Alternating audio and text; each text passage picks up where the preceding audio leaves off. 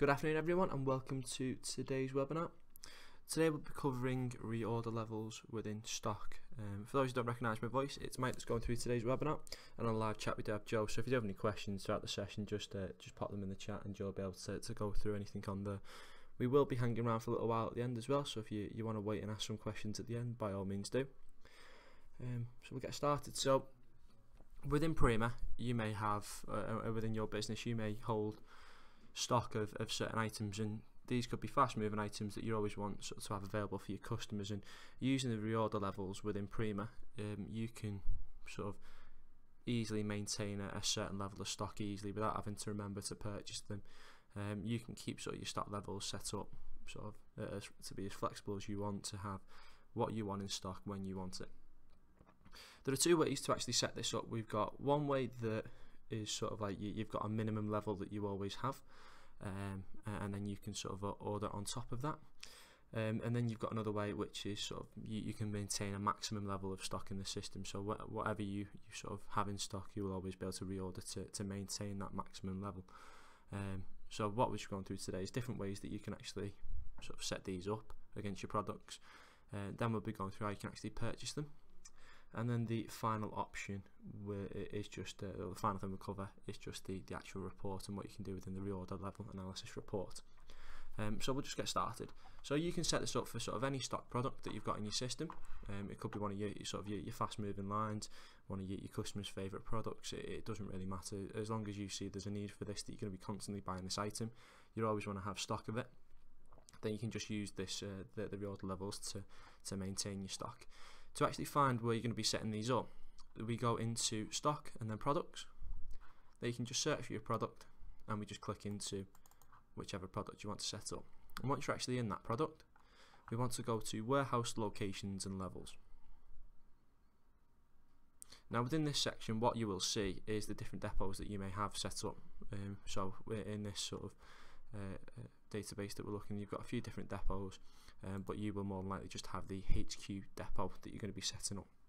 So you can set this up on a depot by sort of depot basis, so you can maintain sort of all your warehouses to suit sort of different products. So you may have a need for one product in one of your warehouses compared to another one if you do have sort of different depots and locations within your business.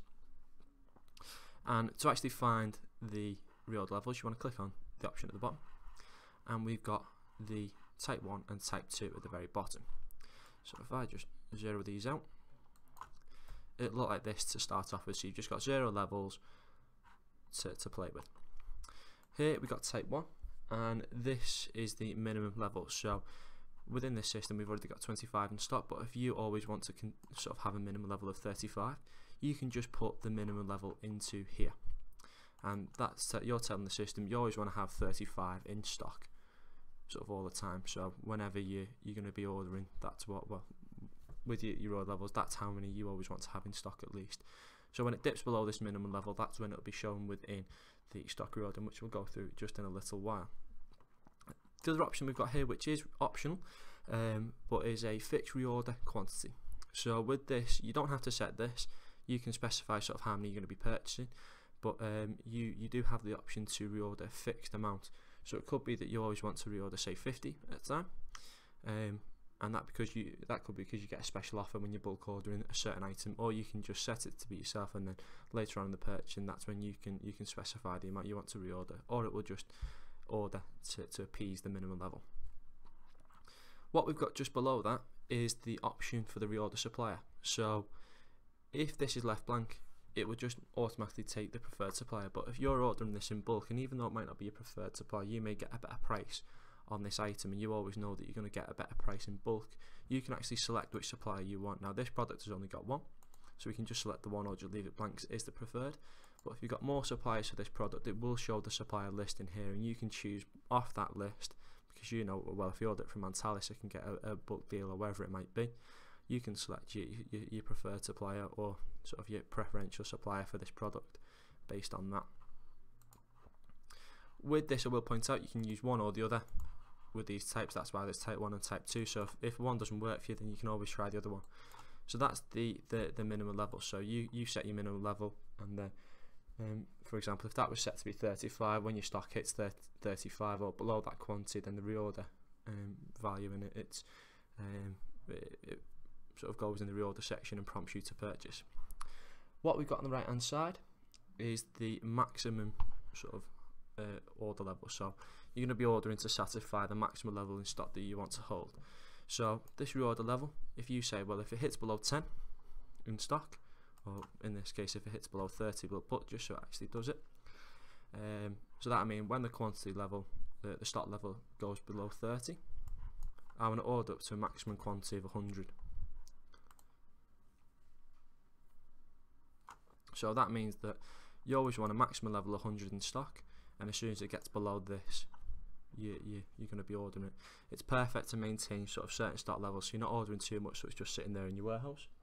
You can just have it there, so you're ordering what you need, so it's a fast moving item. Your customers are always going to have it in stock, and you're not holding too much stock of it that's just going to go potentially to waste because you're not going to be able to get rid of it. So using that is very, very useful. Once you've actually set these up, what you can do is, if we go into the requirements, this is what you're going to be prompted to purchase it. So once you've set them up, and once it drops below sort of the values that you've set, it will drop into POP and requirements. And once we're in requirements, we've got the stock reordering option at the very bottom here. So it's if you've got these set up, once it hits that certain level, it will drop into here. So because we've got this set up as type 2, where it's going to be satisfying a maximum level, we can see that we've got the reorder level of 30 that we set. So as soon as it drops below that, it'll allow us to purchase more. And then we've got the maximum level of 100. So what this is telling us that to appease that maximum level, we're going to be ordering a quantity of 75 because we've got 25 available.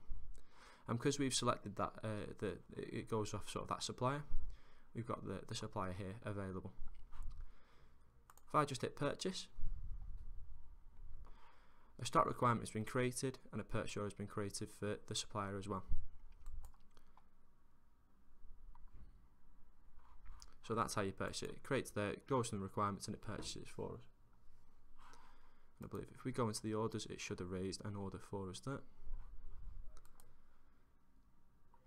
There's a fair few in this list, but we've got the one that we've just created here.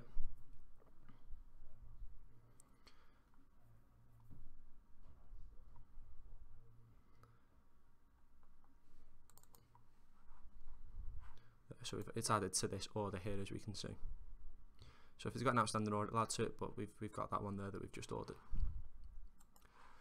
So that's how you can purchase it. You purchase it within that stock reordering level, so depending on what you've got available, it will be shown in here. And one thing to just double check is if you don't have a supplier for some, it will pop up into this section at the bottom to prompt you to select a supplier, or if it may have been discontinued for whatever reason, it'll show within this section if the supplier isn't available. So it's always worthwhile just seeing if there's anything showing in here. That's the actual purchasing side. So with that, we've just been through sort of how you can actually set them up, the different options you've got to set up, and then how to purchase them. But what there is also in Prima to assist you with that is a report called the Reorder Level Analysis. And what this report is perfect for is it monitors your sort of purchasing history over a certain time period and a date range that you can set. And off that, it gives you sort of some hints and tips on, well, it may be useful that you set up this stock reordering for this item, because we've seen that over your purchasing history this is how much you're always buying. So it's always something that's worthwhile looking at, because it may be that you can make yourselves more efficient and sort of you could have things in stock that you need in stock rather than ordering it next day. So using this report, so if you go into report and reports, we just search on all in all, we can just look for the reorder level analysis. It's just here now. So if I want to click into it, there will be a fair bit of information here, but it is useful. And once I click in here, what we can look at, if I just scroll to the very side, it shows us sort of all the information, pack sizes, stock codes. But if I just go to the criteria tab, this is basing it off a look at history of this month. So it's looking over the past month, what we've been purchasing, or this database has been purchased through this database, and then sort of what levels you've got. So you've got just sort of the default units and everything like that. So there's a lot of information in here, but if we scroll across,